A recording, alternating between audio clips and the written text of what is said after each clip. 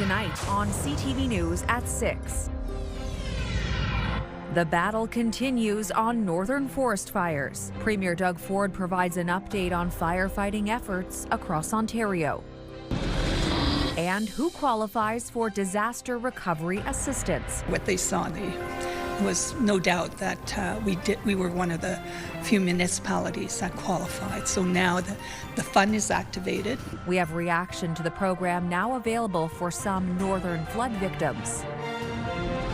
Plus, Hydro One is hosting community open house sessions on a major transmission line project connecting Sudbury to Barrie. CTV News at 6 with Marina Moore and Tony Rima with weather. Good evening. Thanks for joining us. Hundreds of wildfires still rage across Ontario, and researchers at the Sault's Great Lakes Forestry Centre are keeping a close eye on the newest data. As CTV's Corey Nordstrom tells us, their research is helping shape the future of fire response. As of this morning, nearly 200 wildfires were being fought across the province. 56 of those are still considered not under control. 112 are being observed, and 6 are being held, and 16 are under control. Fire research scientists from the Great Lakes Forestry Centre say Ontario has been busy, but has not seen an unprecedented number of fires, a similar case across the country. When we look at the area burned in Canada, it's about 3 million hectares as of this morning. And that's only a little bit above the average from the last, let's call it 15 years or so. What is far from average is some of the intensity seen in parts of the Northwest, typically more common in places like British Columbia and Alberta. Really exceptionally big fire growth, about as big as and as fast as fires ever grow. Some of these fires are in 40 kilometers in a day, 40 linear kilometers, sort of from start to end. Over about 24-hour period. Studying and tracking these fires has provided invaluable data that Thompson says will be made available to incident management teams and municipalities to better protect Ontarians during wildfire season. My job is to help build those tools so that people on the ground can do a better job of forecasting and getting people out of the way and putting those fires out eventually, getting people back into their homes. And when we hit new record temperatures in a part of the world, well, we just haven't seen that before. So forecasting and predictions are really hard for us to do. And so that's where we're still learning. Thompson says they've observed a slow drying in the forest and a normal number of fires across the region. Unless rain like this persists, he expects August could see an increase in fire danger. Corey Nordstrom, CTV News, Sault Ste. Marie. The smoke has mostly cleared in our region and in the Toronto area, but wildfires continue to burn in northern Ontario. The Premier provided an update this morning on how the province is dealing with the wildfire situation. CTV's John Musselman has the details. 13 communities have been forced to evacuate, displacing 1,800 people as these fires in northwestern Ontario continue to burn. Nearly 200 fires are burning. Of those, 57 are said to be out of control. Today, Premier Doug Ford held an update on the situation. We have 155 fire crews and approximately 80 water bombers and helicopters remain in operation across the north, with roughly 40 additional support aircraft ready to assist. Ford was joined at today's update in Toronto by Jill Dunlop, the Minister of Emergency Preparedness, and Mike Harris, the Minister of Natural Resources. You know, we talk about sort of 155, 156 crews. Just to put that into context, that's well over 700 people. So there's usually about 4 to 5 people on a crew. So it seems like a bit of a small number, but we're talking about almost 1,000 fire rangers. These are the folks who actually get out there and are on the front lines running hose through the bush, fighting those fires. A number of host cities, including Thunder Bay, Sudbury, Barrie, Toronto, and Niagara Falls, are offering temporary accommodations for people displaced by the wildfires. And relief organizations are on the scene offering assistance in Northern Ontario. Global Medic, we delivered actually N95 masks to Thunder Bay when we were up last week. They're doing hygiene kits. Red Cross is setting up the evacuation center for us in Thunder Bay. That's for communities like Collins First Nation and Armstrong, who are unincorporated communities, so they have a place to go as well. The smoke from the Ontario wildfires drifted south last week, turning the sky orange in the GTA and southern Ontario. At one point, our air quality was ranked as one of the worst in the world. Rain and shifting winds have improved the situation, but the wildfires continue to burn. The Premier says the province will spend whatever is needed to fight these fires. The Premier went on to say that this seems to be happening every single year, and he wants to sit down with Prime Minister Mark Carney and discuss a national firefighting strategy. John Musselman, CTV News. And the Premier had a fiery response after threats from the U.S. president over that drifting smoke. CTV's Mike LeCouture shares Doug Ford's blunt message to Donald Trump over his suggestion we pay for damages caused by the wildfire smoke.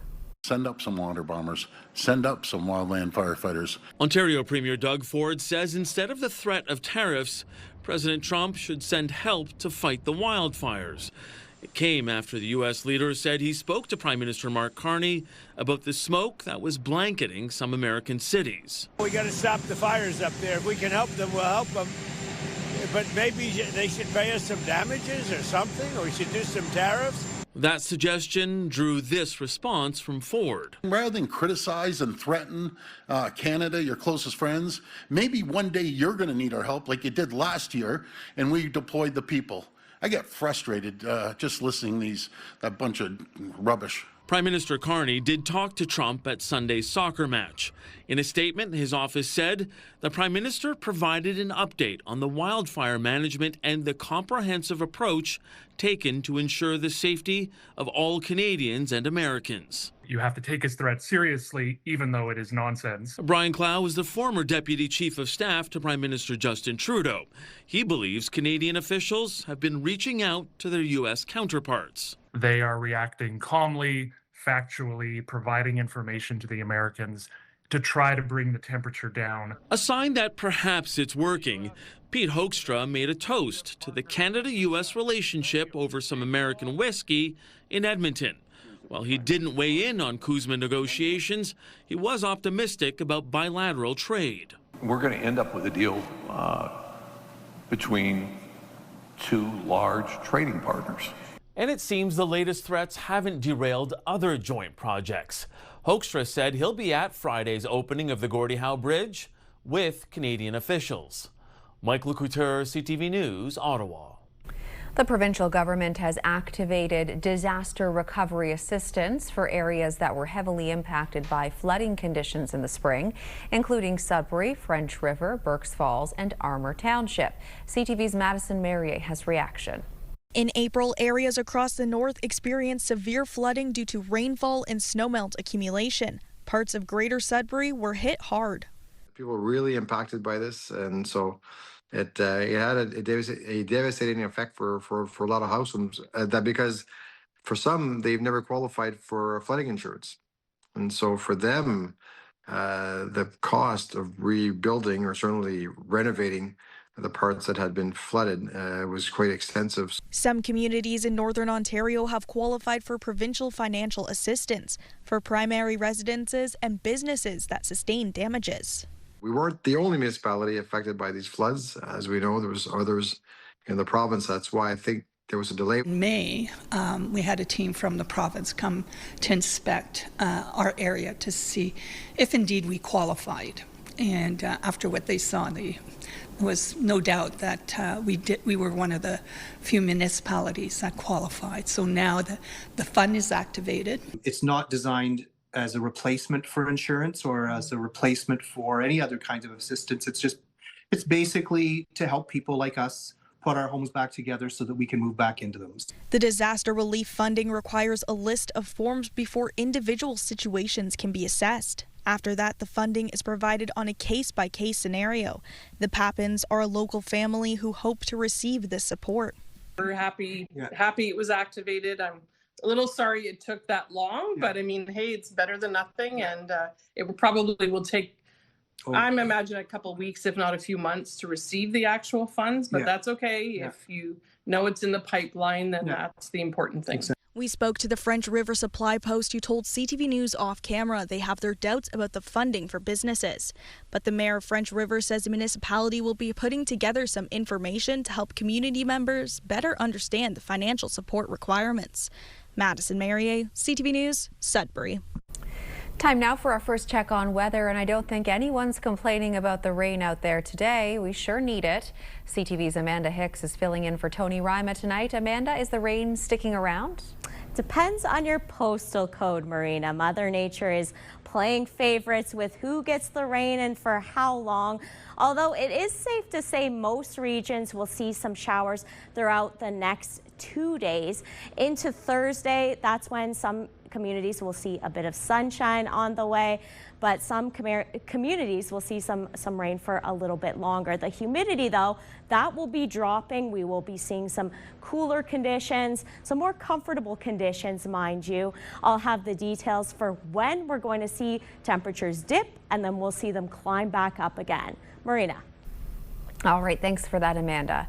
And there's more news to come here on CTV News at 6. For now, let's take a live look at conditions at the Parry Sound Town Dock, where you can see it's looking pretty gray out there and there's not much action on the water on a day like today. We'll be right back.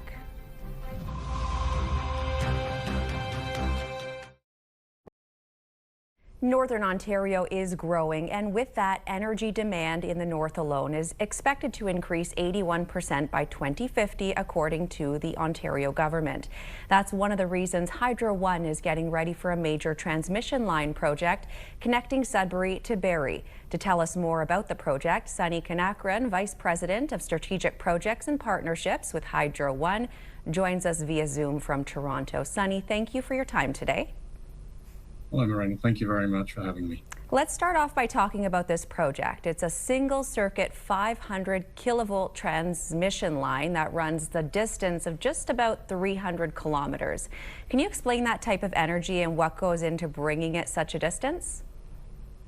Sure. So the 500 kV transmission network that we have in Ontario, it could be likened to our 400 series highways. They are the backbone of the transmission system.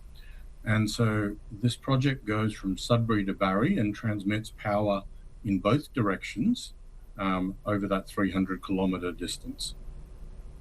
So the new transmission line is expected to be in service in 2032. Can you tell our viewers what this means for Northern Ontario when it comes to economic growth and, of course, the expansion of the mining sector?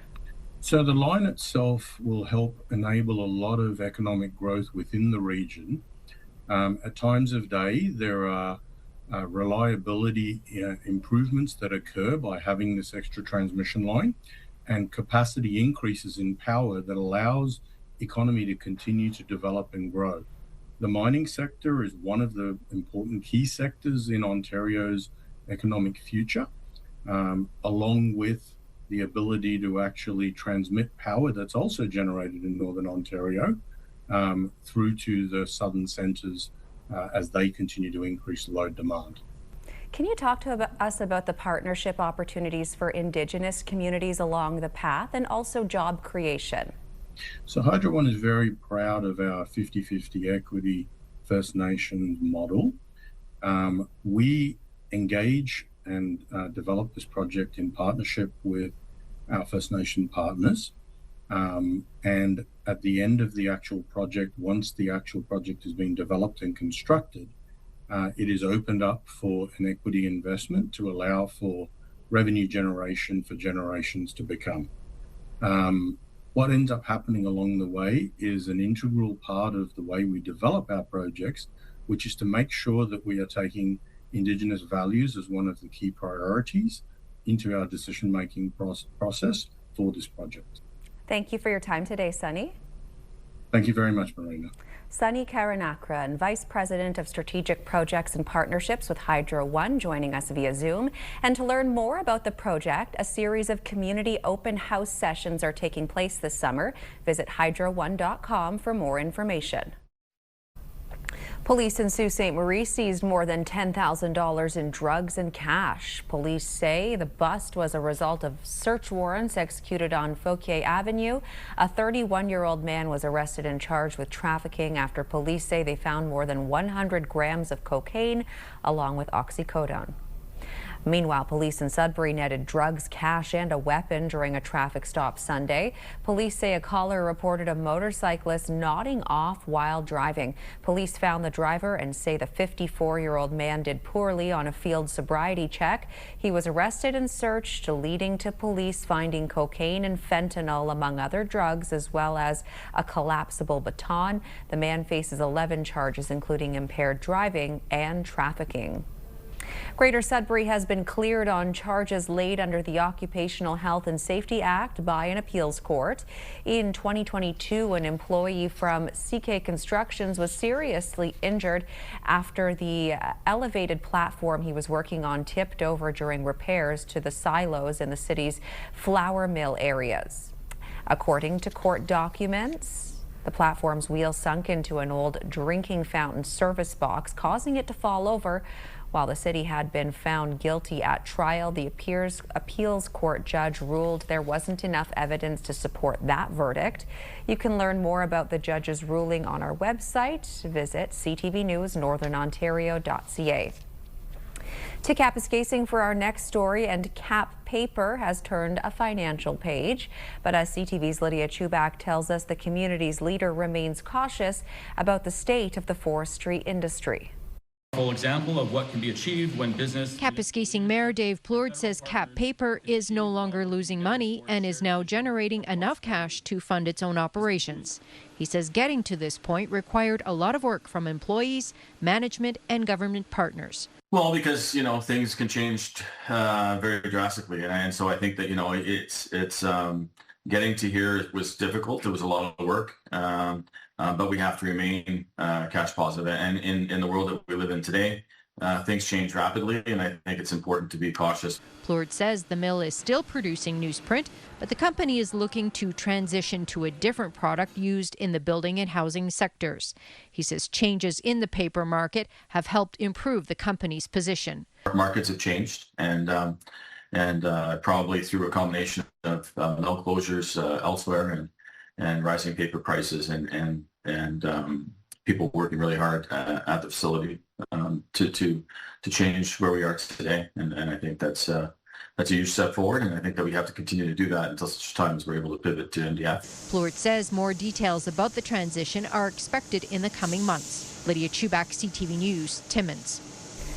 Back we go to Amanda now for a check on the current conditions this Monday evening. Amanda, how are things looking out there right now? Seeing lots of action behind you. That's right, Marina, yes. I will say that this is kind of the calm before the storm, so to speak. There are a few showers here and there. Environment Canada actually has just issued a severe thunderstorm watch for Sault Ste. Marie. That's coming into effect later this evening into the overnight hours, where there could be some strong wind gusts, some hail. So make sure you take care if you're heading out and about. Meantime, though, we do have a bit of scattered shower activity across the board, depending on where you are. Today was quite humid out there. Saw temperatures feeling like 27 to 30 degrees with the humidex. But let's take a look at how things are shaping up outside your door. So in Kapuskasing, there's some sunshine out there sitting at 24 degrees, smoke in Cochrane, and Timmins, cloudy skies in Moosonee. We've got some sun in Wawa and Sault Ste. Marie. We've also got some cloudy skies in Parry Sound, sitting at 23 degrees there. Sunshine in Temiskaming Shores and North Bay between 19 to 20 degrees. Then we've got some sunshine in Elliott Lake and Gore Bay, and Sudbury seeing a bit of some scattered shower activities. Marina, that was the current conditions.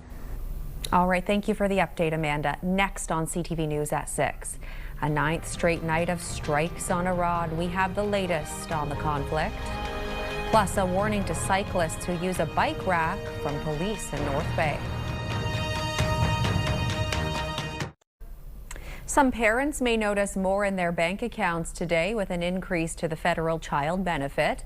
The payments are going up about 2% for eligible parents. That means those who have children under 6 will receive up to $8,157 per child and up to $6,883 per child for children between 6 and 17 years old. It works out to increases of between $135 to $160 annually.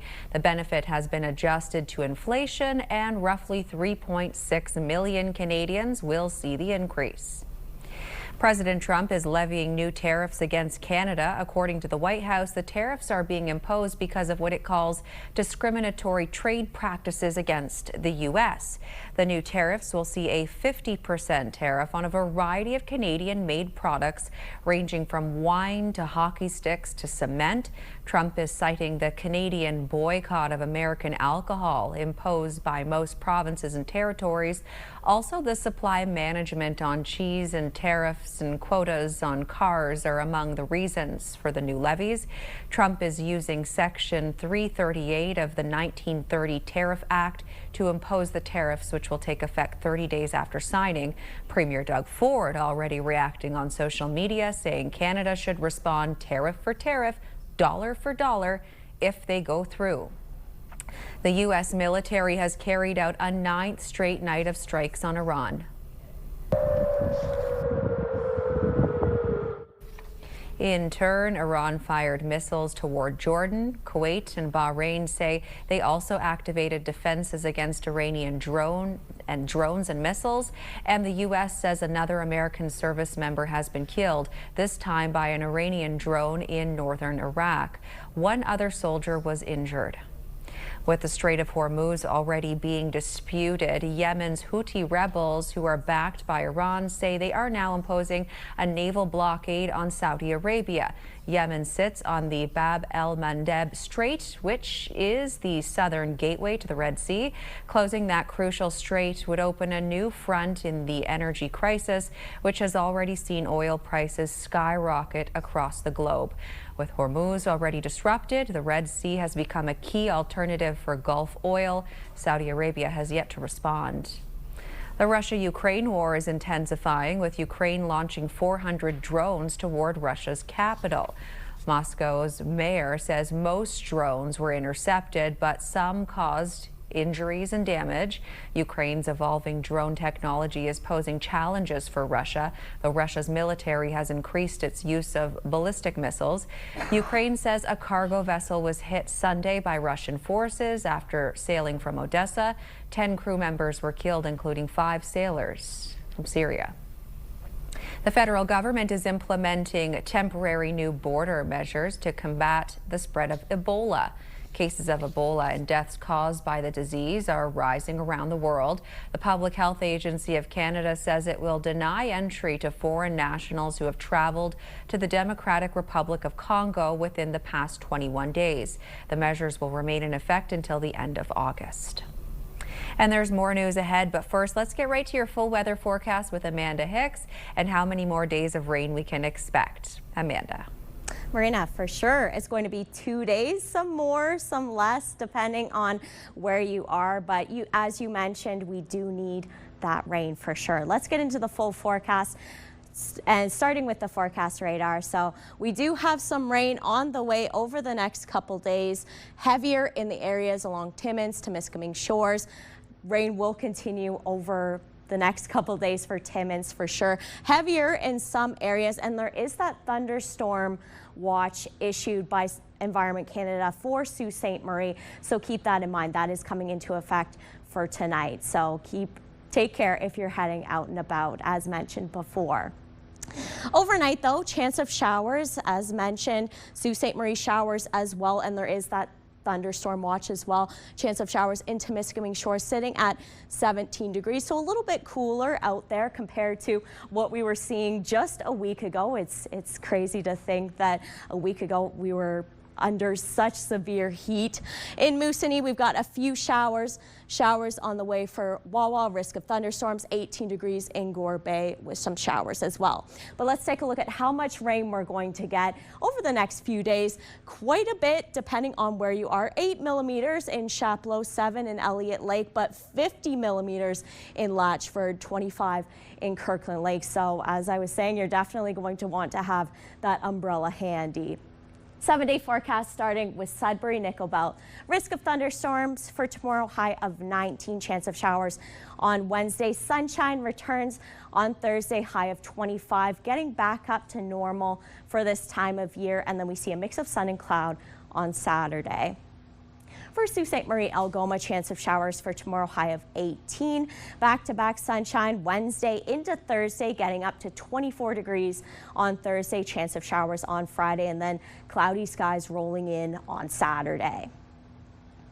For Timmins, Cochrane, Kapuskasing, risk of thunderstorms for tomorrow, high of 17, 18 on Wednesday, chance of showers, and that continues throughout the rest of the week, getting up to 22 degrees on Sunday. The normal for this time of year is 25 degrees.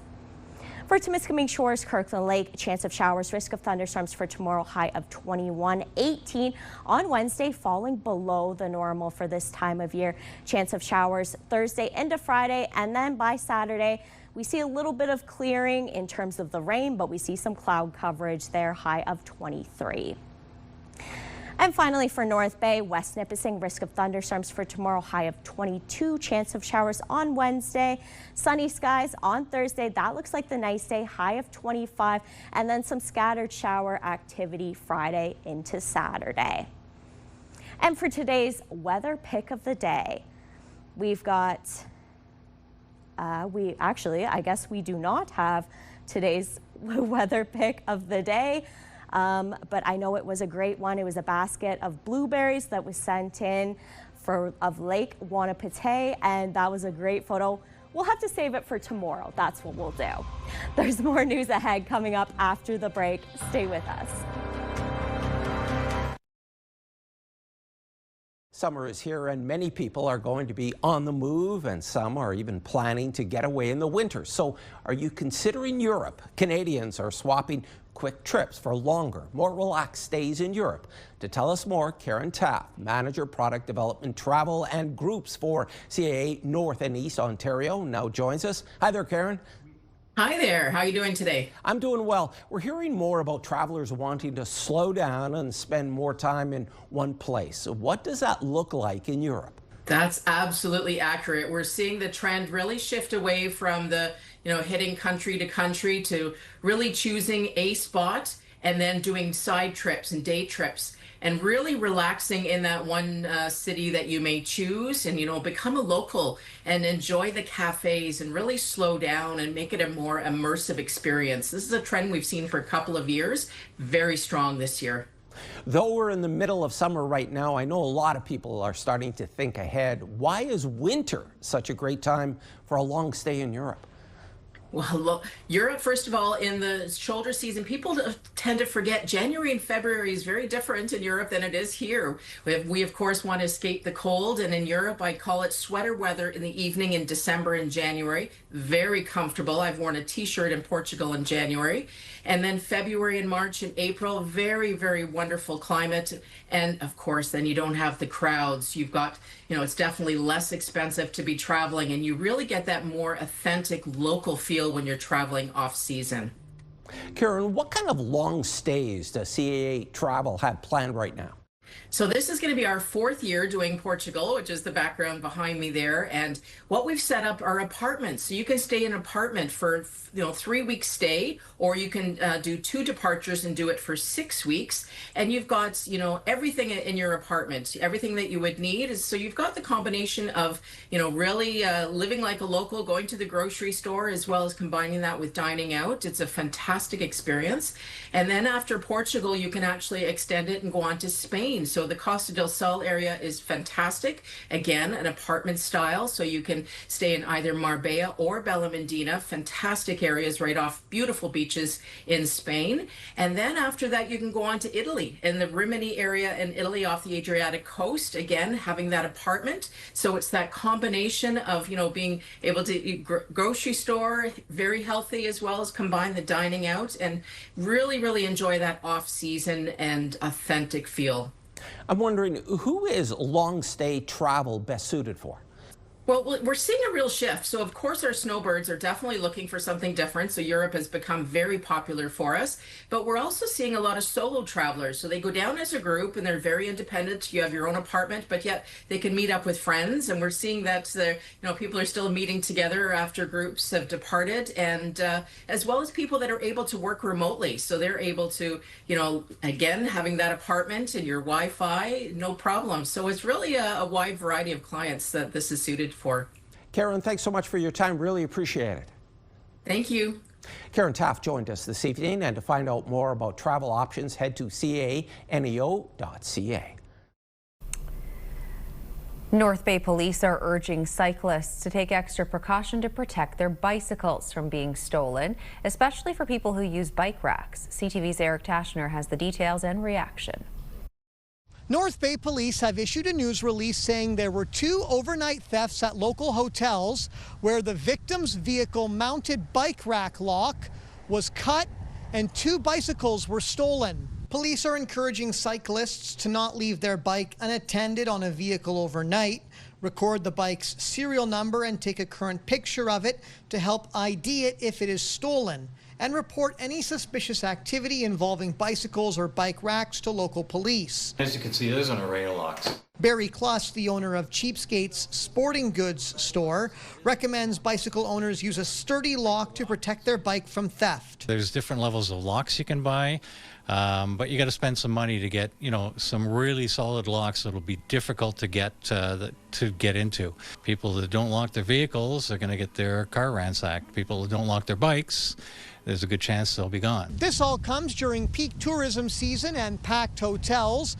Police recommend travelers ask hotel reception if bikes are permitted inside your room.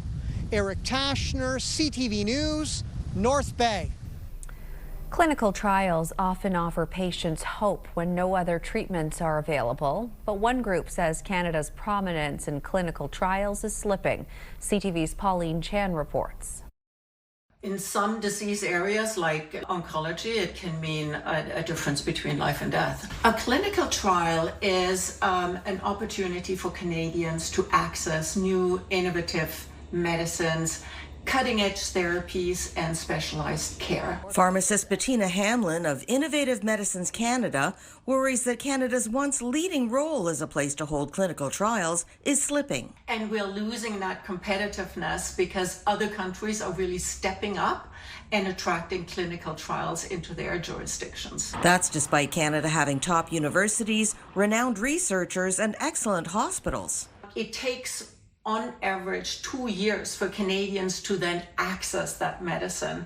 And so that time lapse is not very attractive for companies to invest in clinical trials in Canada because it takes so long to then actually bring the medicines to Canadians. Other countries, they make it available on the market as soon as the regulators have determined that a medicine is safe and effective. Another factor that's come up is President Trump's call to give the U.S. most favored nation status. They want to get the guaranteed lowest price of any country, and historically, Canadians have paid a lot less. So some companies may not want to launch a new medicine and set a low bar that may affect their market in the American market, for example. Barry Stein knows the importance of access to clinical trials. He was diagnosed with colon cancer in 1995 and went through 2 clinical trials, one in California, one in Montreal. What we believe is that we have to improve the way we do things in Canada to encourage investment in life sciences and ultimately in new products that patients can avail themselves of in Canada. He says streamlining the process, such as Ontario has done with its FAST program, accelerating access to certain cancer drugs, will help not only patients, but also the healthcare industry. And Hamlin says those skilled jobs and investment in medical research are a big part of Canada's economy. Pauline Chan, CTV News. Nazem University in Sudbury received a gift today to help keep doctors here in the north. The school will be getting $225,000 over the next 3 years from Agnico Eagle Mines.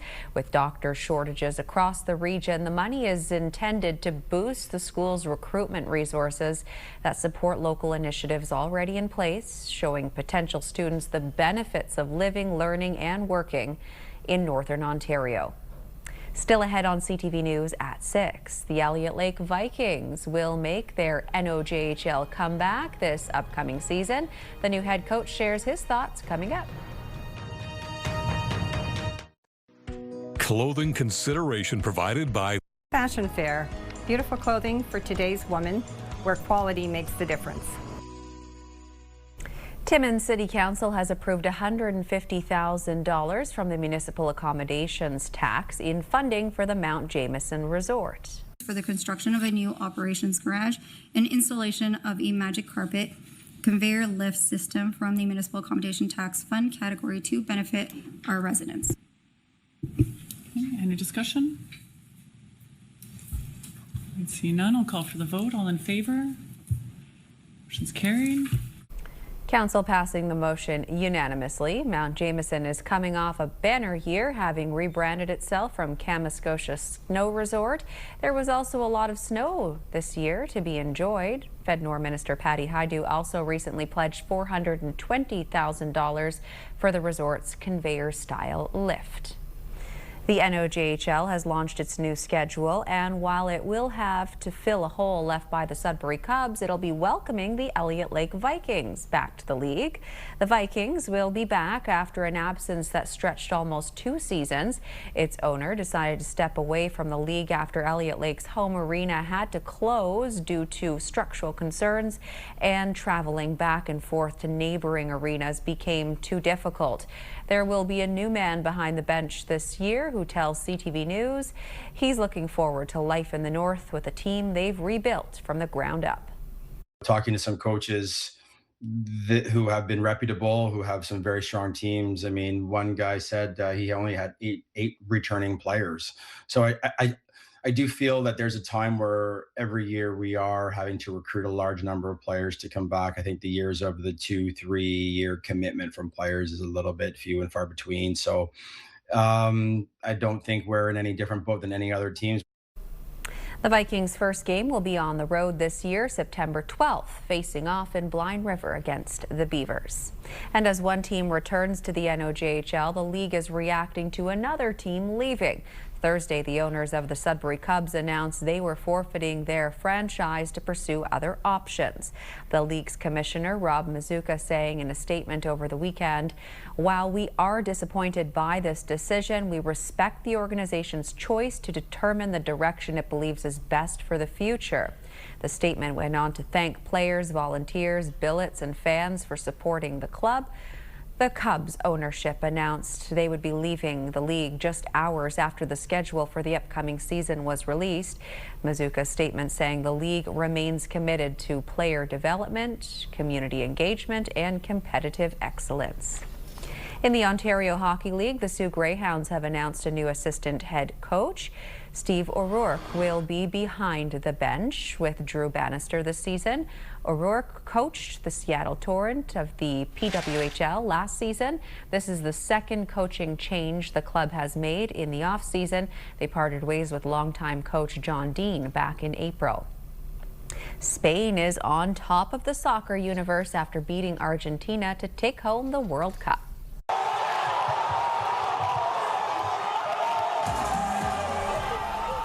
That was the magic moment that clinched the championship for Spain.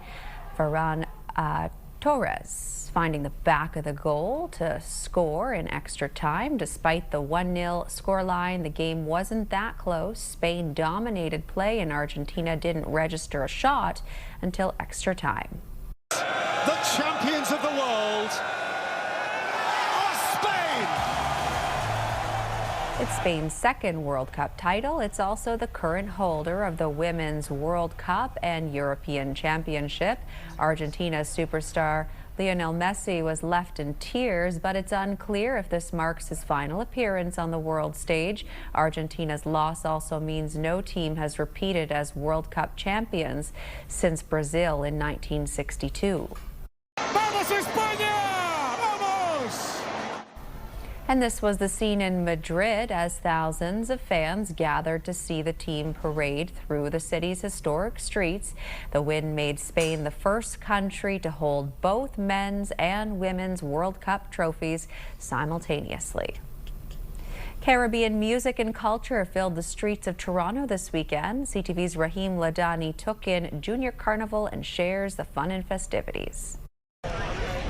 All dressed up and fueling up, Thousands of young masqueraders are making sure every detail is perfect before their handcrafted costumes fill the streets for the Junior Carnival Parade. I enjoyed about dancing up and down, making friends with everyone. It was really fun.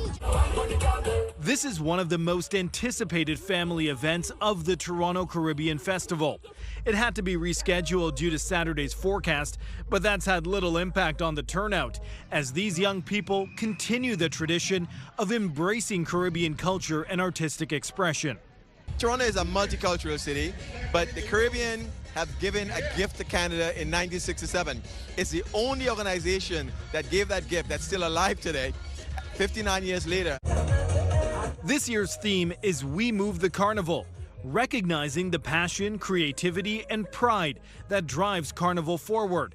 And the next generation is a big part of that. I come out every year because this is a part of my culture, part of my heritage. I'm so proud to be able to be part of this continuing legacy. I played kiddies when I was a child. I played adult mass, I built mass, and my niece was playing mass for the first time this year. She's turning 6 tomorrow. Starting at Malvern Community Centre, the parade makes its way to Nielsen Park, taking in the colorful sights and sounds of soca, calypso, and steel pan.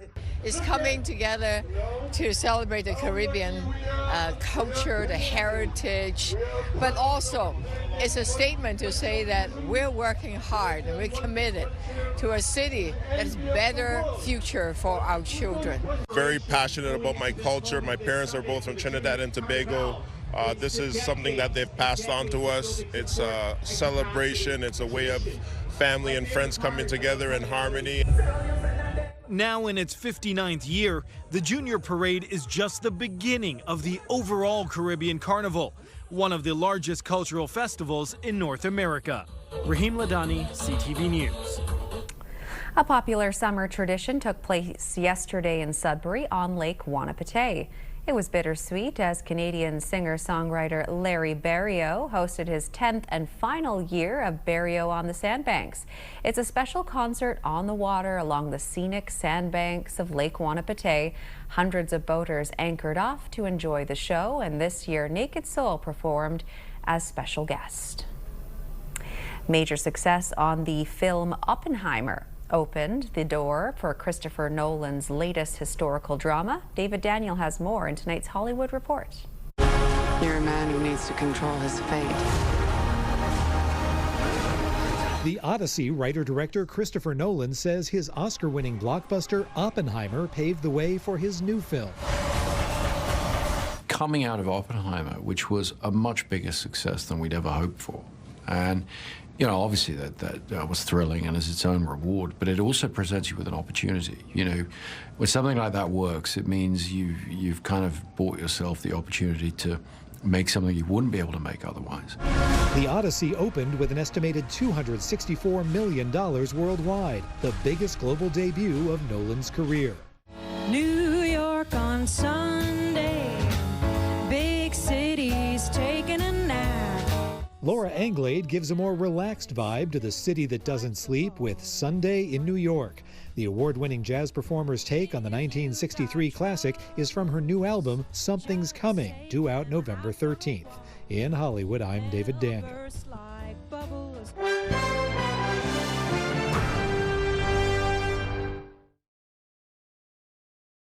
Lower gas prices helped to bring inflation down in June. BNN Bloomberg's Marilla Fernandez has more.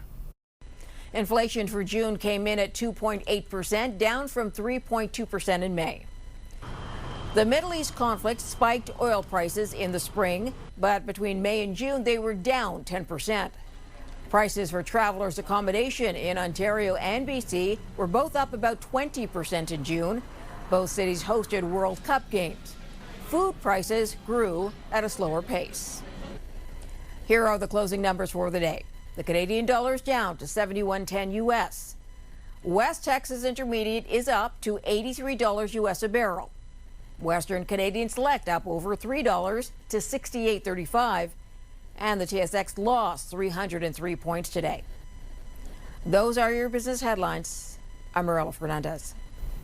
And here are the current prices for some key commodities we watch. Gold is down $9.75, closing the day at $40.0794 US an ounce. Silver up 51 cents. Copper up a penny. And nickel up 16 cents, ending the day at $7.62 US a pound. Back we go to Amanda now for one last look at the weather and everything you need to know for Tuesday. Thanks for that, Marina. So we've got a shift in temperatures on the way for tomorrow, plus some rain. Getting into it, a few showers in Sudbury, showers in Timmins as well, and a chance of showers in Sault Ste. Marie between 17 to 19 degrees. And in North Bay, Parry Sound and Temiskaming Shores, showers, risk of thunderstorms, chance of showers though in Temiskaming Shores between 21 to 22 degrees. So if you're off tomorrow, it might be a good movie day. Marina. And a nice break from watering the garden. Thanks for that, Amanda. Finally for us tonight, Ottawa's biggest summer festival has wrapped up, and it was certainly a memorable time for a young fan.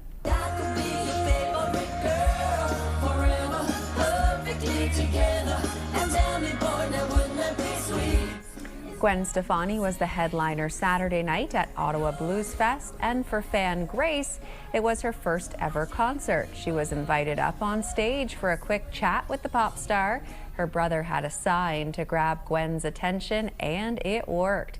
The 9-day festival came to an end yesterday with the final day featuring all Canadian lineup. What an exciting moment for that young fan. The power of a good poster, right? Wow, that's nice of Gwen to do that. She'll never forget that moment. And that is all the time we have here on CTV News at 6. Thanks for watching. Ian Campbell is in at 11:30 with your late local news. Good night.